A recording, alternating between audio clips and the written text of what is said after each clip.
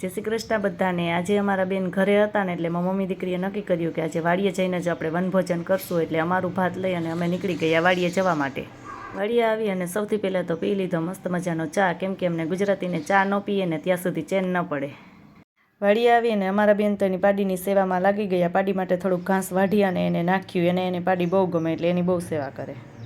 અને પછી અમે મમ્મી દીકરી ખેતરમાં જવા માટે નીકળી ગયું ને બેને તો એના પપ્પા માટે પાણી પણ ભરી લીધું। ઉનાળાની સિઝનમાં અમે મગ વાવેલા હતા એટલે મગમાં પાણી ચાલુ હતું ને અમારા બેન તો અહીંયા આવી જ સીધા એને તરસ લાગી ગઈ એટલે પાણી પીવા માંડ્યા। અને મગમાં પાણી ચાલુ હતું ને એટલે મને એમ થયું કે લાવ એક નાકું હું પણ વારી લઉં, કેમ કે મને આવડતું નથી, પણ આ પહેલી ટ્રાય હતી, પણ એવું બધું કંઈ વાર્તા આવડ્યું નહીં। બપોર થયા એટલે ખેતરમાંથી આવી ગયા વાડીએ અને ઘરેથી નક્કી કર્યું હતું એમ જ કે વનભોજન આજે વાડીએ જ કરવાનું છે, એટલે બેસી ગયા વનભોજન કરવા। જમીને પછી એવા ધોમ તડકાના અમે મમ્મી દીકરી નીકળી ગયા ઘરે જવા માટે। અમારા બેન તો સાયકલ લઈને આવ્યા હતા એટલે લઈ લીધી એને સાયકલ।